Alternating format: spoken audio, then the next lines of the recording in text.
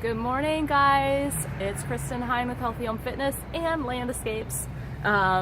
Thank you for joining in with me again today.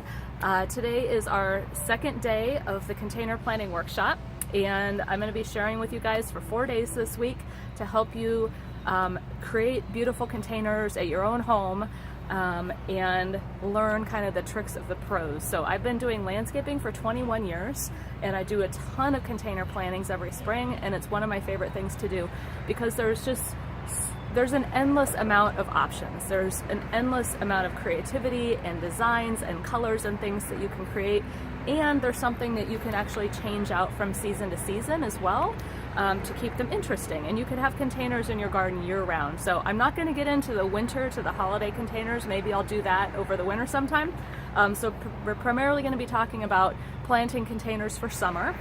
And today I'm going to share with you guys about how to actually pick plants. So there is a rhyme or a reason to selecting plants for your containers, and that's what I want to get into today. Now, the next couple of days, tomorrow and Friday, I'm going to actually show you how to put those plants together in great combinations and put them in your pots so you're ready to go and you've got your containers done. So today we're just going to look at plants.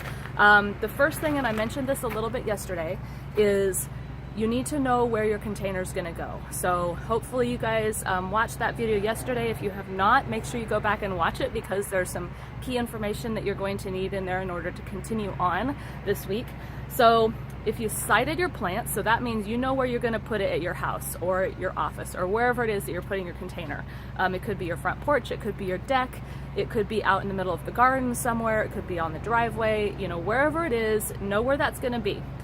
Once you know where it's going to be, you got to pay attention to what's above. So by that, I mean the sun. Sun, trees, anything that's going to affect the light on your container, because in order to know what to put in your container, you got to know how much light you're going to have. So if you're working in a shady location, we're going to look at some shade plants. If your container is going to be in a sunny location, we're going to do sunny containers. I think we're going to do sun containers tomorrow, Thursday, and we'll do shade containers on Friday.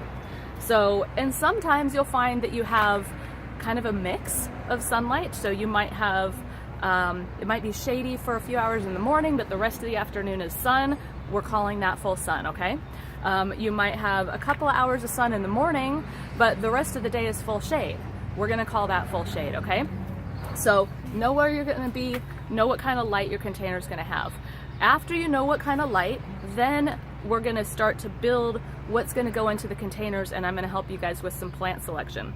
So there are 3 main elements to planting a successful container, and you may have heard this before, but you want to have thrillers, spillers, and fillers. So it's easy to remember because it rhymes. So your thriller is a big, cool, like, special plant that's going to be like front and center of your container. That's going to be like the focus. Your filler is your next level down. So it's going to be maybe some plants that get a little bit bushy. It's going to be a second height level. So your thriller is going to be something usually that's going to be taller and bigger, whereas your fillers are going to be kind of a medium height, and they're going to fill the center of your container. And then your spillers are the ones that go right along the outside edges of your container. They're the ones that are going to kind of shoot out sideways. They might trail down the sides of the pots, anything like that. So the next thing you want to consider when you're picking out plants is color and texture. So this is a huge thing for me. I love foliage color. There's nothing that makes me more bored, whether it's in a garden, in the landscape, or in a container, than having all plants with all green leaves. Now there's nothing wrong with green, and if you like green and you just want that monotone look, totally fine. But for me, I like color, I like texture, I like things that are exciting even when there's no flowers in bloom, okay? So color and then texture, and I'm going to show you some examples of that. And then the other thing to consider is flowers and foliage. So there are some plants that their main attraction is just the leaf, and that is totally fine. I love foliage plants. And then there's going to be some that their main attraction is the flower. Some plants you're actually going to have a good mix of both. You'll have really cool foliage and you'll have really cool flowers. So I'm going to show you some examples. We'll start with thrillers, and if you guys want to write these down, if you need me to list them afterwards, comment and let me know what it was that you wanted me to list, and I can get the names actually spelled out right for you. So we're going to start with thrillers. So thrillers are the big containers, right? Your big focus plant. This is one of my favorites. This is called a cordyline. The tags might say, this one says Bowers Dracaena palm. I'm not big on common names, so I like to call plants by what they really are. And this one is cordyline. Sometimes you might call it a spike. Spike is a common name. You'll notice it's not green though.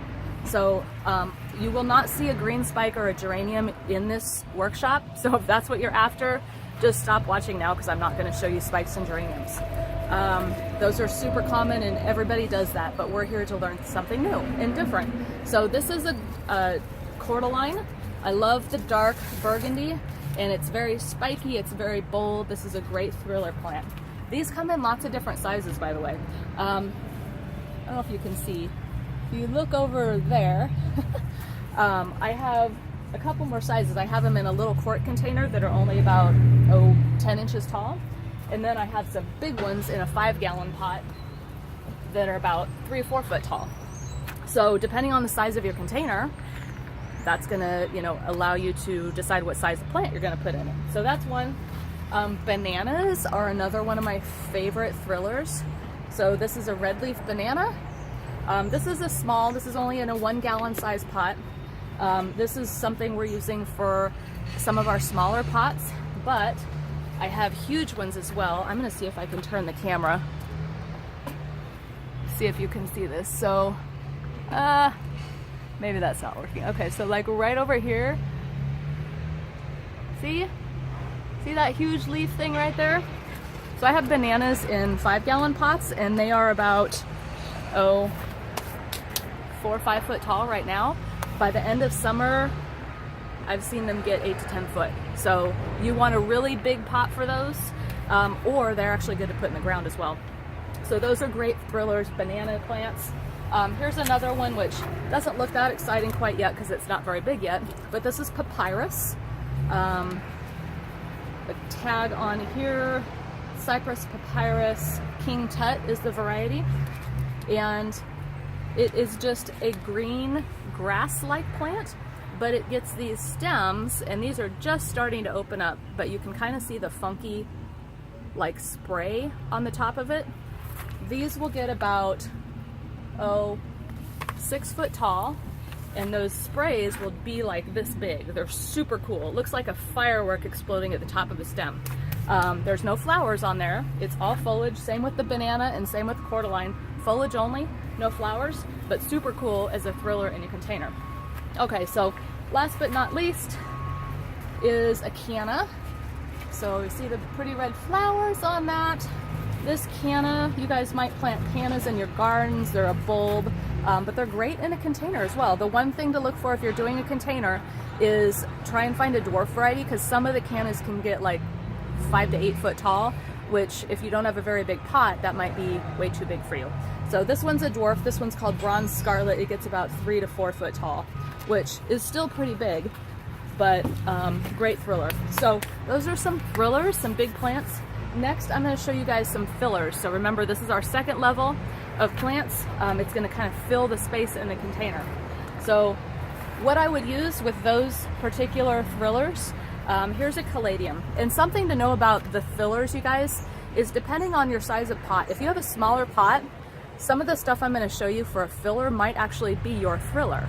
And then we would step down another level from there for the spiller. So it can be flexible. It's totally going to depend on your pot. So here's a caladium. This is for shade. And these come in all sorts of different colors. Pink and red leaves and white. I have one here. This is called Candidum Junior. It doesn't really matter what variety it is. Just go for color and texture. So that is one.